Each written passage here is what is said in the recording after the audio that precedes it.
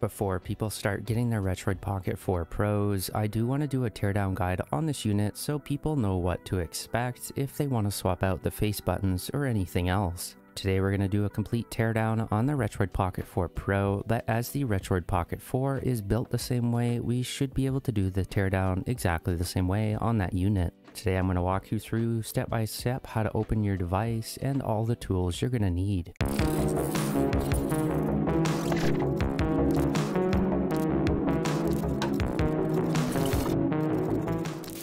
First things first, let's talk about the tools you're going to need to get into the device. You're going to need a few different plastic pry tools. I have a couple here, and these work well. The next thing that you're going to need is a small Phillips screwdriver. You're also going to need a T6 screwdriver to open the back.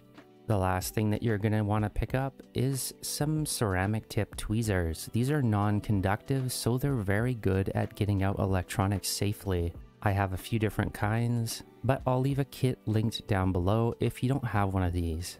If you disassemble electronics a lot and you want to do this a little safer, I highly recommend picking these up. You can use plastic tweezers, but they bend, and these are a lot more rigid. For the price I paid for these, I don't regret it. This was about $10, I believe, for a set of 3, but I'll leave that link down below if you're interested. You can just pick these up right off Amazon. Now that we got all the required tools, let's start opening the device.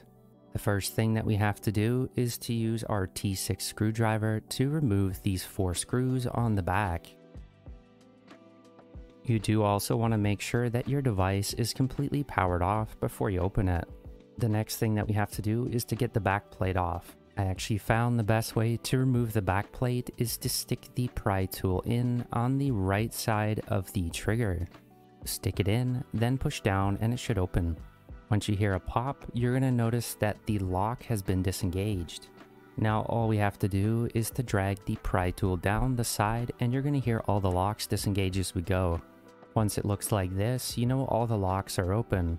And we can do this on the other side. So I'm going to go ahead and stick that pry tool in up by the trigger again, and I'm going to push that down, and that popped it right out. I'm going to drag the pry tool down these locks to disengage those. Once you get to the bottom of the unit, you do want to take out your micro SD card. Then go along the bottom with the pry tool to unlock the locks down here. I got about halfway, but I'm going to go to the other side and work my way along here as well. Don't fully disengage the bottom as you're going to have to go to the top too. So grab your pry tool and you're going to notice that around the top part, it kind of goes down to the bottom. Take your pry tool and push down to disengage the lock here. Let's run our pry tool along this little ridge here and it should open up. Once I stuck it down, it opened right up. And with that, the back panel is open. With the backplate off, we can see a few things. We have the massive heat pipe that is sitting here on top of the SoC. We also have the battery and the 2 joysticks. We have the speakers on the bottom.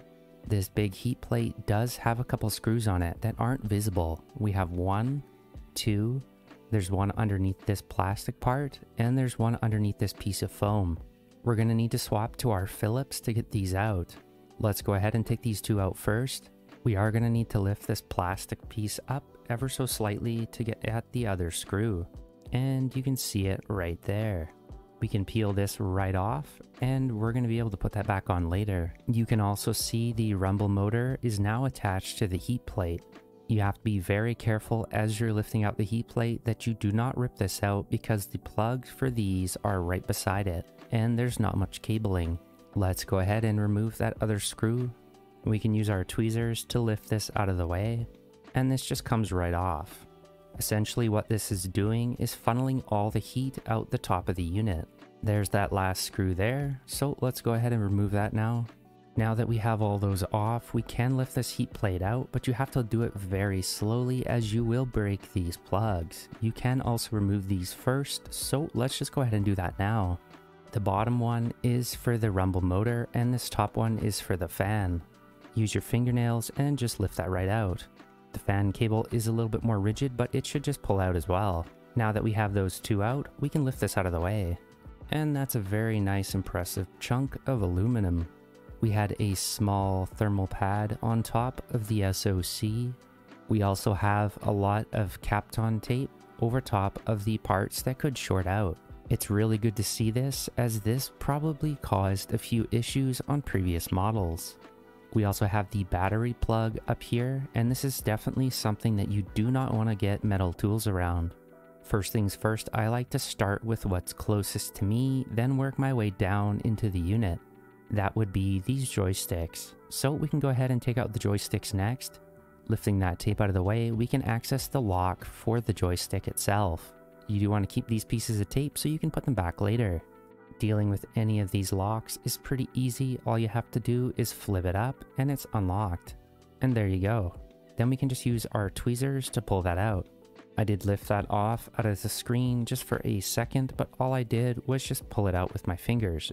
If you wiggle it ever so slightly, it'll come out pretty easy. There's a small housing around the joystick, so to get that out, all we have to do is to remove the two Phillips on each side of it. Let's go ahead and do that now. You do want to keep those screws with the joysticks, so I like to just leave them in there. Go ahead and disengage that joystick lock on the other side and pull that ribbon cable out.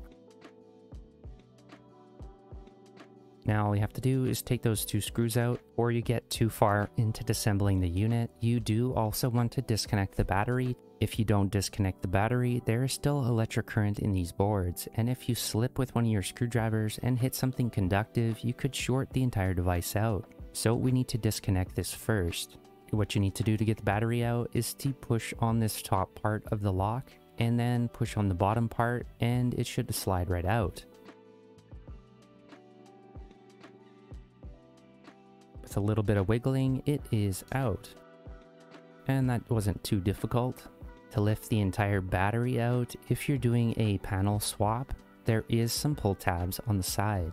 I do need to get a little bit of more force into this, so you need to pull it pretty hard to pull it out. You can go ahead and just pull this straight out.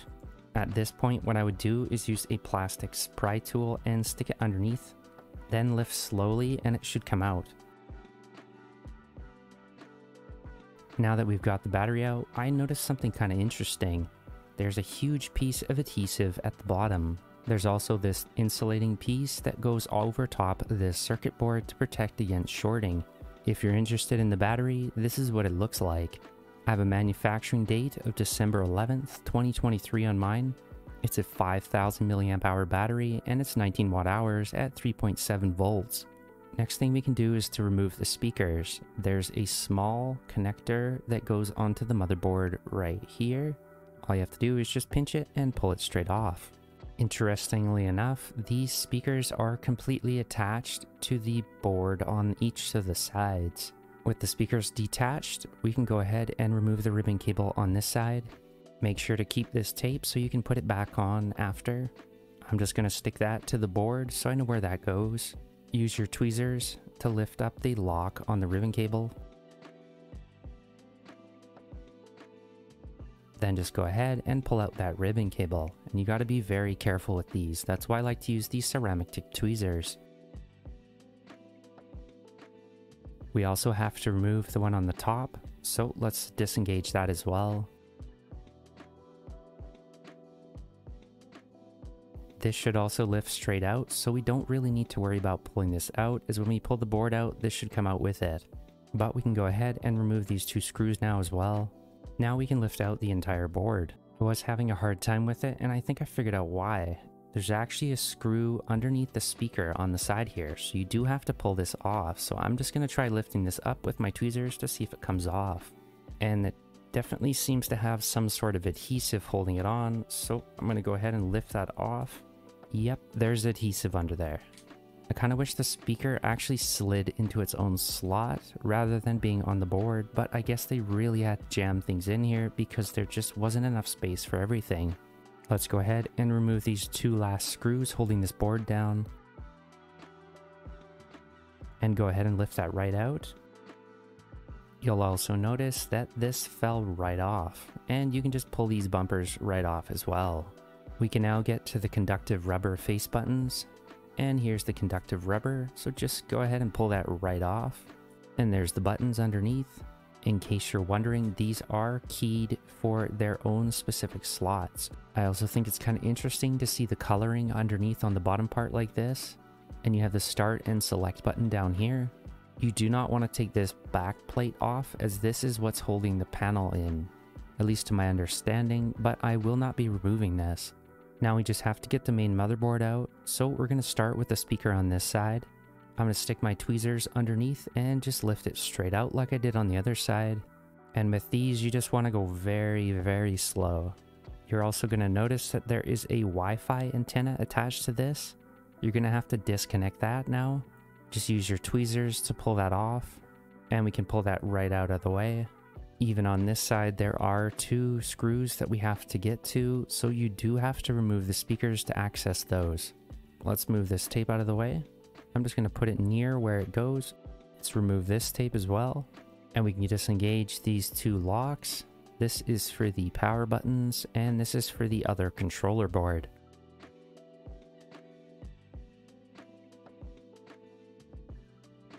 We can go ahead and pull those ribbon cables out now.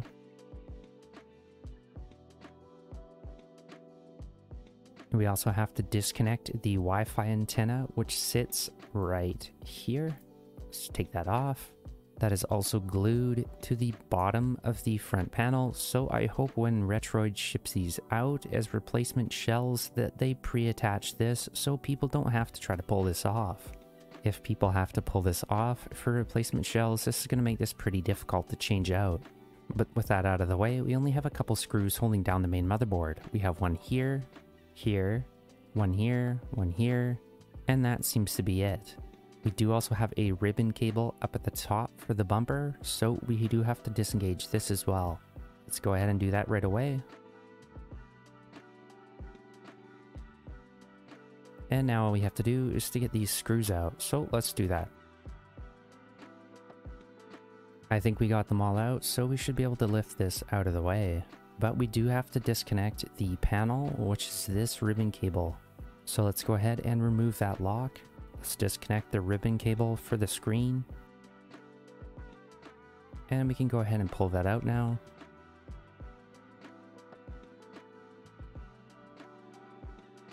And with that out of the way, the board should be able to come out now.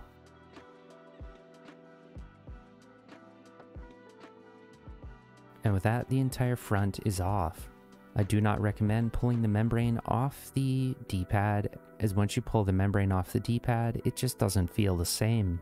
Let's set this aside and take a closer look at the motherboard. I gotta admit, out of all the Retroid devices that I've used, this one feels by far the most premium. The entire design on this board looks very well thought out. We also have those switches for the D-pad right on the motherboard. The back button and the home button switches are also on the main motherboard. You don't want to pull off the shielding, as you're never going to get it back on. So I'm going to leave that on there. All in all, very impressive motherboard design. On my board there is also a small revision code 1.2, and there's a small QR code here as well. This should be fine to reuse. If you do want to put new thermal paste on there, you're going to have to peel this thermal pad off and clean it off with some rubbing alcohol. If you're wondering how these come off, all you have to do is just pull them straight out. And this little ribbon cable is also just glued to this board. But this is about as bare bones as I'm going to get. I don't want to pull any of this off, and I definitely don't want to pull this part off that's behind the screen. So now that we've done a complete assembly, let's put it back together. To put it back together, first thing we need to do is to put back in the motherboard. When putting this down, all you have to do is just make sure that you get this ribbon cable on top. You don't want this squished behind. And there we go. Don't forget this small ribbon cable on the bumper. You should be able to pull this forward with your ceramic tweezers. And I was able to get that out without lifting the board out again. Let's go ahead and get some screws in this first, then we can put these ribbon cables back in.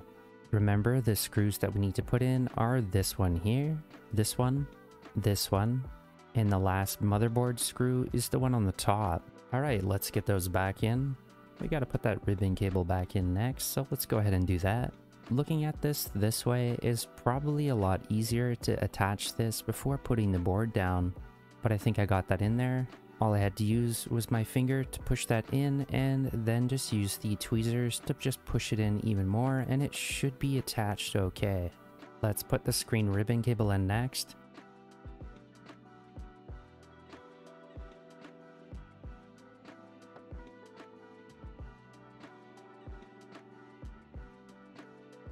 Once you get that in, just lock the ribbon cable with this. Alright, so it's coming together now. We can go ahead and put that tape right over that ribbon cable again. Nice. It's like I didn't even open it. We can also reattach the antenna, and that one goes onto RF0. I find what works best is just to line it up with your fingers, then use your tweezers to push it down, or vice versa. There's the one antenna on, and the other antenna sits onto the speaker. So we got to get that speaker on next and reattach the other antenna. Make sure these two screws are wrist tight before putting the speaker back on.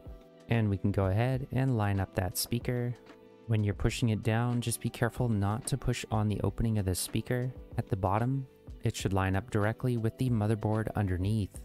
Now that I've got that put on there right, let's go ahead and reattach the speaker.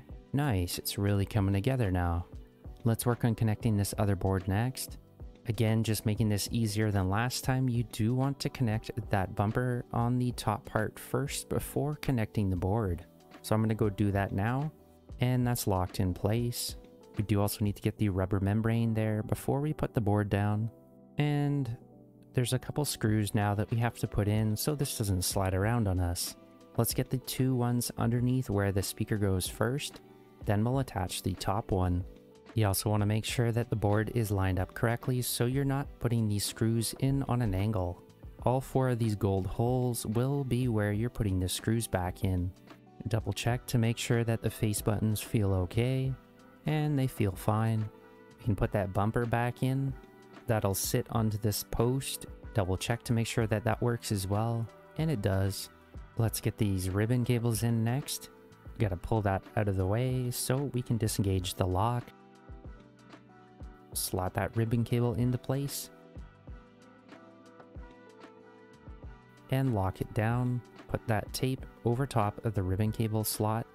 And there we go. We also have to get the other side into the other motherboard. You're also going to notice that the other ribbon cable is still under the board. You should be able to use your tweezers to pull that out okay. The lock's already been disengaged on this side, so we should be able to connect this ribbon cable easy and lock that down. Get that tape back on these. Oops, I almost forgot to plug that in. So let's get that in there too. There we go. And lock that down. We'll get that tape back on there. Let's connect the other side of the Wi-Fi antenna. Line it up with the tweezers, then push it down with your thumb. Now the Wi-Fi antennas are connected and the speaker is in. This board is down and the bumpers are working. We've connected all the ribbon cables on this side as well as the screen ribbon cable. The other side is all connected as well as the bumper, and everything looks like it's working okay. Don't forget to connect the other speaker. Remember just to be careful of the opening on the bottom so you don't damage the speaker in any way. Push it down ever so slightly to get that glue back on. Then just go ahead and reconnect the speaker. And it's looking good. There's very few things that we have to reconnect. The battery being namely the biggest thing. If you remember the way we took this off, this was sitting like this. The shielding was sitting over top of the little controller board, and this actually comes around the back, and I did not even see that, but if you pull that out, that should have been a lot easier to get the battery out. So what we're going to do is connect the battery connection first, then fold it down into the unit. This cable is pretty stiff. Once you get that lined up, just push it in with your finger, and that looks good. So the battery is connected now. Since there is adhesive on this, just make sure that everything is done underneath before you put this down, because it's going to be a pain to pull off again. And there we go. So that battery's back in there. The only thing that we have to do is just to reconnect the two joysticks, and we should be good to go.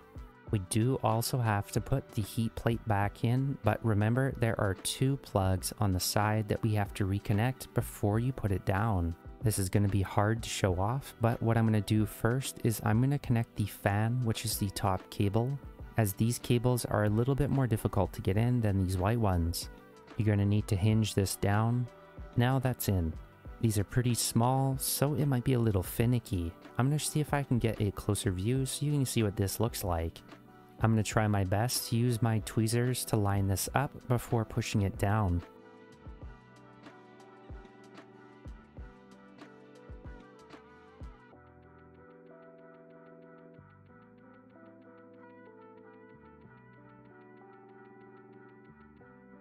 That was one. Now we just have to get the rumble motor in next, line that up, and just push that down.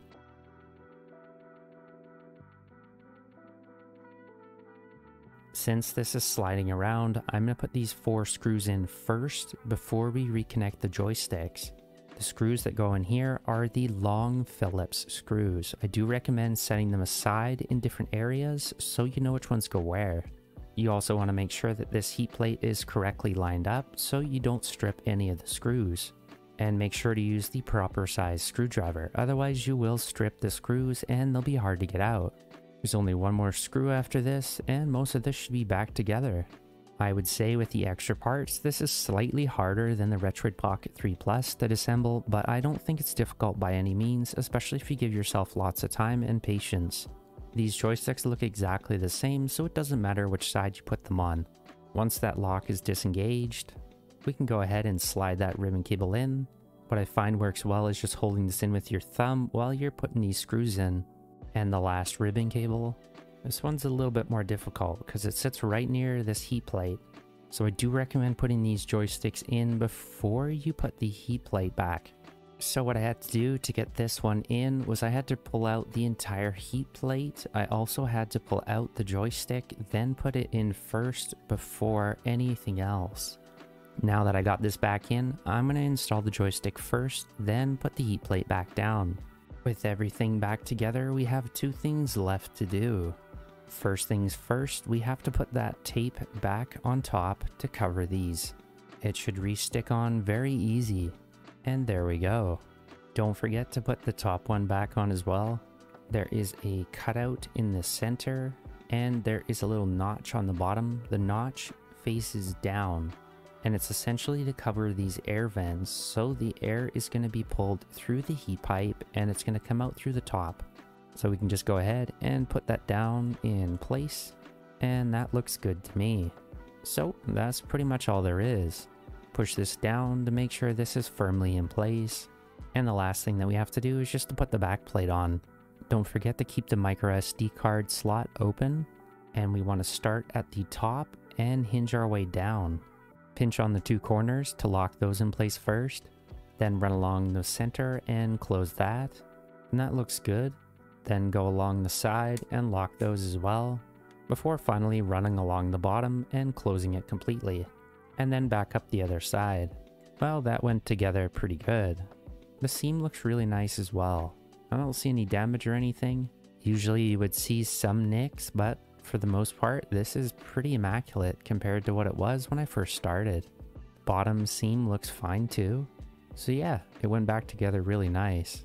The only thing that we have to do is to get these 4 screws back in with our T6 screwdriver and we're good to go. Let's tighten these screws.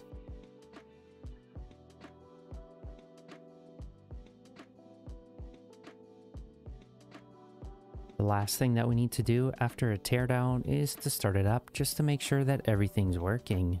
Screen seems to come on, and all the face buttons feel normal. The bumpers work good. Teardown guides are always a lot of work, so hopefully that helped you guys. If you have any questions regarding the teardown, make sure to let me know in the comments below. Make sure to subscribe so you don't miss any future videos, and as always, thanks for watching.